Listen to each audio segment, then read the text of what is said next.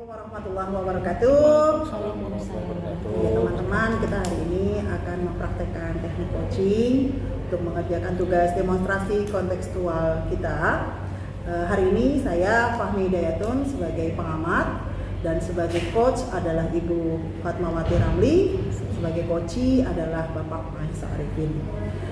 Teman-teman, sebelum kita melakukan teknik coaching, kita diskusikan dulu nanti bahwa penilaiannya adalah mengenai kompetensinya adalah tentang mendengarkan aktif, kemudian melakukan pertanyaan berbobot, kemudian memberdayakan coaching. Ya, mudah-mudahan itu semua bisa dilaksanakan. Tapi sebelumnya nih, sebagai coach Bu Fatmawati, kira-kira dari kompetensi yang 3 tadi, apa yang ingin Bu Fatmawati kembangkan? Iya, saya ingin mengembangkan pertanyaan berbobot mungkin ya. Supaya apa? Supaya saya bisa menggali permasalahan yang ada pada diri coaching. Oke, baik. Nanti jadi bagian kompetensi mana yang secara spesifik ingin diobservasi nih pada praktek coaching nanti? Mau sama dengan pertanyaan berbobot atau kompetensi yang lain? Oh iya, dari 3 itu ya? Iya. Selain itu, teknik yang mau saya kembangkan adalah mendengarkan dengan aktif. Karena apa? Menurut saya mendengar aktif itu harus butuh konsentrasi. Karena jika kita tidak konsentrasi, baik kita konsentrasi saat mendengar, konsentrasi kita terhadap si coaching pun juga harus benar-benar kita fokus memperhatikan supaya saya bisa mengajukan pertanyaan yang berbobot berkaitan dengan permasalahan yang sedang dihadapi oleh coaching. Oke, baik. Jadi kompetensi yang ingin dikembangkan adalah pertanyaan berbobot, yang nanti akan lebih banyak saya observasi adalah mendengarkan aktif. Gitu ya, Bu? Siap, ya, betul. Dari tujuan dari pengembangan yang diinginkan tadi. Melalui pertanyaan berbobot, saya ingin menggali lebih dalam ya, apa yang menjadi tujuan dari coaching kali ini. Jadi nanti mungkin dari coaching saya bisa mendapatkan atau mengorek permasalahan-permasalahan, sehingga dari situ saya akan mencoba mengembangkan pertanyaan berbobot sehingga si coaching sendiri mampu mencari solusi atas permasalahan yang sedang dihadapinya. Oke, baik. Kalau gitu siap ya Pak Arifin, siap. Pak Bu Fatmawati, silakan. Bu Fat, jadi tindak lanjut dari komunitas praktisi Tebet kita nih kayak apa ya Bu ya? Oh iya juga ya, karena kan memang belum ada info nih Pak Ipin. Kita tunda itu dulu. Kemarin kan Pak Ipin mau bicara tuh tentang apa? Oh iya. Nanggung kemarin ya. Kemarin putus ya saya bicara. Iya, betul. Gitu. Iya nih.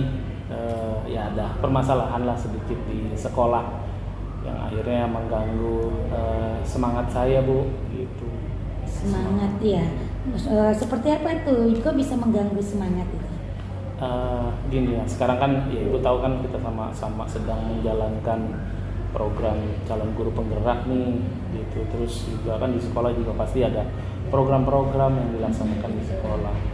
Semangat saya kurang nih karena saya ngerasa bahwa dukungan dari kepala sekolah saya terhadap saya sebagai calon guru penggerak dan program-program di sekolah tuh kurang gitu. Jadi tujuan dari pembicaraan kita nih saat ini apa nih yang Pak Ipin ingin jadi tujuannya?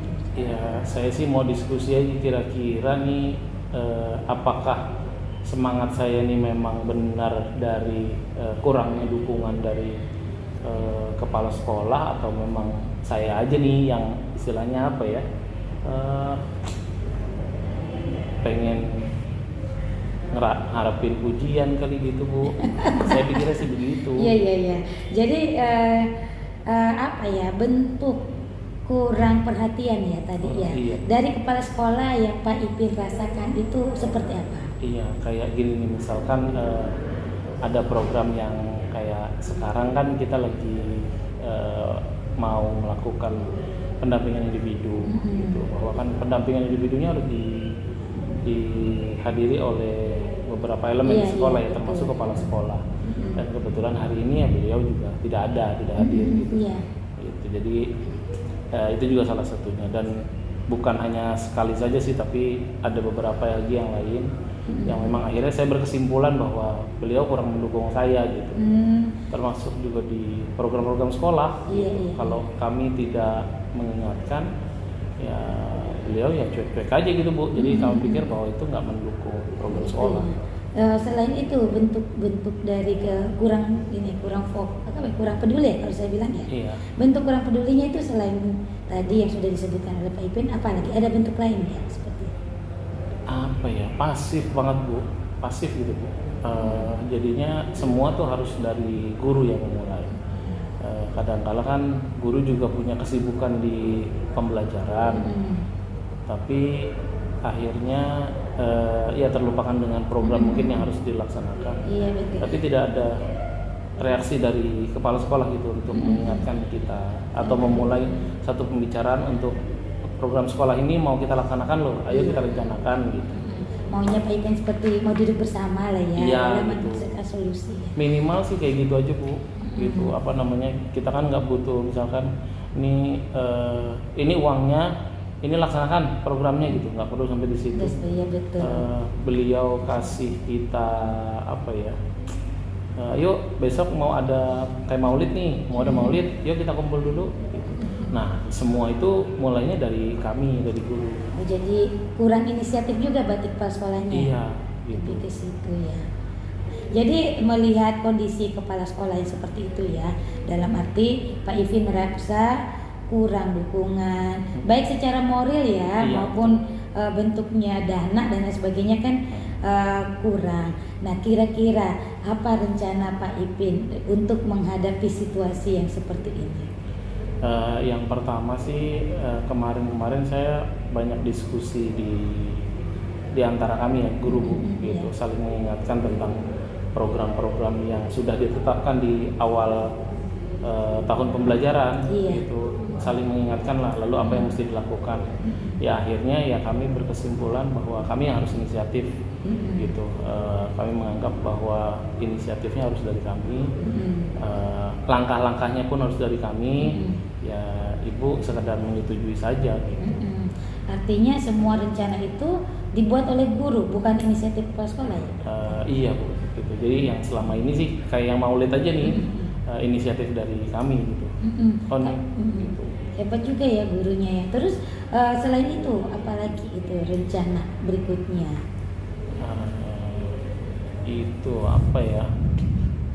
Sebenarnya saya sudah bicara secara pribadi sudah 2 kali Bu saya.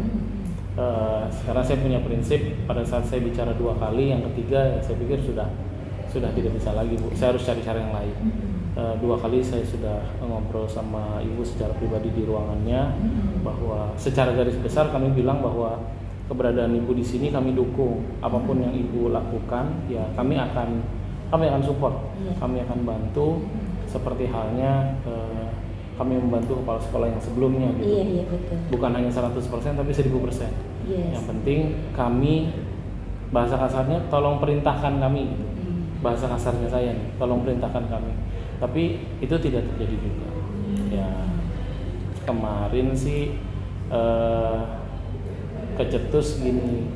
Kan beliau nih kebetulan ada satu suku lah dengan salah satu guru yang kebetulan ya, sukunya. Ini bukan ras ya Bu, tapi kami melihat peluang yang coba. Iya, betul. Nah kebetulan beliau suka ngobrol dan pulangnya pun kebetulan guru ini nebeng sama Bu kepala sekolah ke satu tempat. Mungkin bisa ngobrol lah secara individu, terus juga sama-sama perempuan. Iya betul. Saya mau coba mulai ngobrol secara pribadi lah sama guru ini nih, sama Bu Beriana lah. Mudah-mudahan ya beliau bisa sampaikan, istilahnya sama-sama wanita kan nih, usianya juga kebetulan ya hampir sama, cuma berbeda bulan saja nih untuk pensiunnya. Gitu Bu Beriana akhir tahun ini, nah Bu Anaria tuh tahun berikutnya gitu. Itu sih yang mau kami lakukan. Iya, artinya memang sudah ada rencana ya apa yang harus dilakukan. Bentuknya sudah tahu kan apa saja ya Pak Ipin ya. Iya. Jadi hanya tinggal menjalankan saja kan ya. apa rencananya udah terlaksana atau bagaimana? Kemarin baru lihat situasi aja sih Bu, membaca situasi kira-kira oh ini yang bisa nih gitu.